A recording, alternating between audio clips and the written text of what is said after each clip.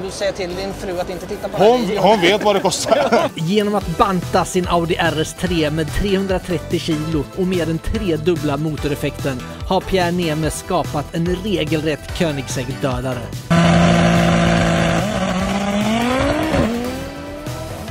Med mer effekt än kilon under kolfiberskalet har den samtidigt kostat en svindlande summa pengar att bygga. Men vill du köpa den färdig kan du få Koenigsegg-prestanda till rena vrakpriset. Vi är alltså på Elmia och här har jag en ganska speciell kille och en ganska speciell bil. Vi står här med en vanlig Audi RS3 kan man tro. Eller vad säger du, Pierre? Ja, precis. Det är klart. Det syns ju. Den är lite lättare. Ja. Den har lite mer effekt än original. Och när jag säger det här så är jag så ironisk jag bara kan vara. Det här är ett av de sjukaste byggena jag har sett här som Audi-entusiast och nörd. Och även som bara gillar när någon gör extrema saker. Och Pierre, vad fan är det du har gjort? Alltså, det börjar ju... Jag tycker det är berättigat. Det började ju 2020 när jag köpte bilen. Nej, förlåt, nu är jag 2019. Då var bilen i princip flångny. Den har gått 130 mil. Jag var inne på att köpa en Dodge Hellcat. Tänkte jag vill ha något fräckt. Något som låter, något som kanske går bra och så. Började fatta att nej, jag kör på gatan mest. Så du vet, man spinner för mycket på de här bilarna. Och då hade ju RS3 precis börjat komma ut alltså, och börja hända lite saker med dem. Och jag bara så här, men vi testar en RS3, jag kan ha barnen med mig. Tänkte jag, det är 4 dörrar. Frugan kan inte säga emot, ingen sportbil. Sen kan man väl säga resten av historien, det skenade iväg. Barnen var med bilen en gång i sitt liv bak. Sen efter det har det varit bara race med bilen. Ja, för alltså det är inte, om vi tittar på bilen, det är inte jättemånga säten kvar här inne. Alltså. Nej, alltså jag har ju satt in en kolfiberstol, det är mest bara för att spara vikt. Och det är mest för att kunna sätta de snabbaste tiderna. Då vill man ju ha ut det som går utan att helt förstöra bilen. Kapa sönder och rensa. Så att... Alltså... 1,5 timme cirkus max behöver jag för att återställa den till original med stolar, originaldörrar, tysta ner avgassystemet och redo att åka långfärd om vi vill, för det går att göra det med bilen. Det tycker jag nästan är det sjukaste med det här, att du säger att det kan ta 1,5 timme att få det här back to stock. För att, alltså kolla, du har en liten list där uppe där det står spesar. Vi snackar alltså, hur många kilo har du bantat? Det här, vänta här. Nu står jag här. Den här dörren, det här är något av det sjukaste jag varit med om. Vad väger den här dörren? 3,5. Vad väger originaldörren?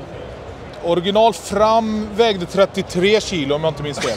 Med airbags och högtalare och krockbalkar och allt som är. Och då är den här en av de tyngre dörrarna? Ja, precis. Bakre är något kilo lättare. Det här är ungefär som att knuffa ett blad, ett löv. Det är helt absurt. Så det är ren kolfiber. Det här är ingen ruta, by the way. Det här är inget glas. Det här är en kolfiberpanel. Vad är det man säger nu? Business in the back, party in the front. Det är väl kanske inte riktigt så det går, men jag tycker det är passande här. Okay. Party in the front.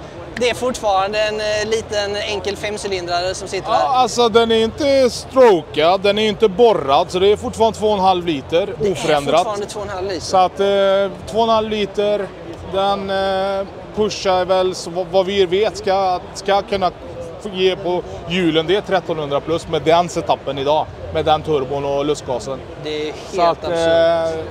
Och det är några hästkrafter per cylinder då. Man ska slå ut det på 5. No shit. Det är ju helt stört. Och det här ska den klara utan att bara implodera vid första gaspådrag. Det är byggt för att klara en hel del effekt, ja. Motorn är helt fodrad, sitter kraftiga våtfoder i den. Växellåda, koppling, diffar, drivaxlar, allt är förstärkt. Jag skulle precis säga att allting måste vara förstärkt. Allting är förstärkt, det går inte. Alltså vi har tripplat fabrikseffekten och lite till. Vi är 3,5 gång då, originaleffekten. Alltså det som är jäkligt coolt här, vi snackar alltså, det här är ju 1-to-1 ratio, alltså nästan hästkraft. Vi har passerat en till en. Och det var inte många år sedan Koenigsegg gjorde ett stort nummer med Koenigsegg 1-to-1. Exakt. alltså den här bilen, hur skulle den stå sig mot en Koenigsegg?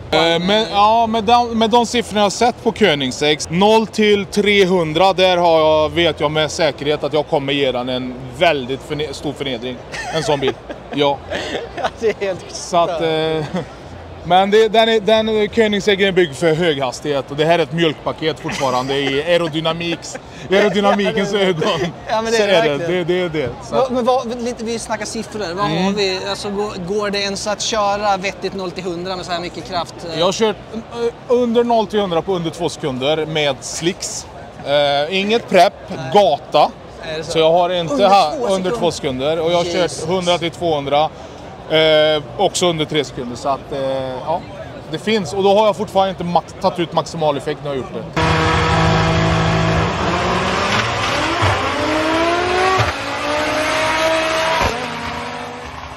Och då var den inte så här lättad. Så att, går det att stroka de här motorerna för att få ut ännu mer? Det handlar inte om det. Det är inte att stroken saknas. Det handlar mer om att konstruktionen och växellådan gör det lite komplicerat att göra det. Och det är ingen som egentligen frågar efter mer effekt idag. Alltså, vi behöver få ut mer effekt. Utan det handlar mer om att vi vill ha starkare drivlina nu istället som faktiskt kan klara av ännu mer stryk.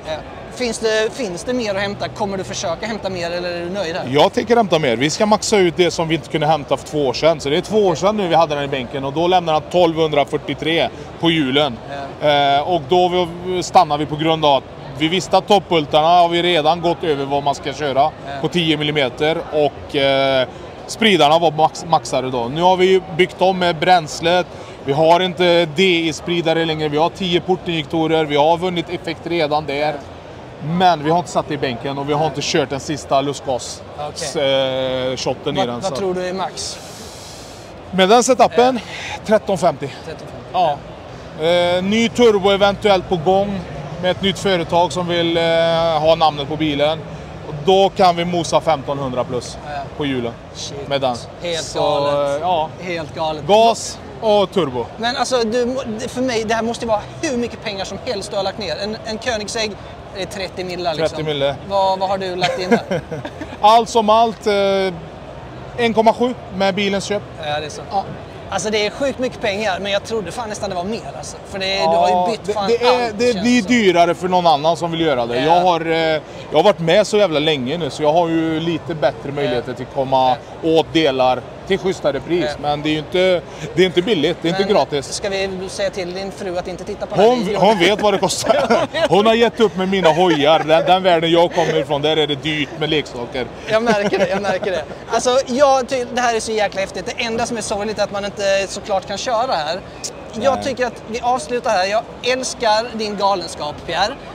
Om ni som ser den här videon tycker att det här är någonting ni vill se mer av liknande videos och givetvis där den körs också, skriv det i kommentarerna och ge den här videon en tumme upp så ska jag massera Pierre lite extra, se om han kommer ner till Malmö. Precis. Ha det bäst så ses vi i nästa video. Tja! Dagen innan den här videon publicerades hörde Pierre av sig och berättade att han lagt ut sin RS3 till försäljning. Riktpriset landar på 1,1 miljoner. En ganska rejäl slant för en RS3, men på ett sätt ett kap sett till hur mycket som har lagts in i bilen och dess prestanda.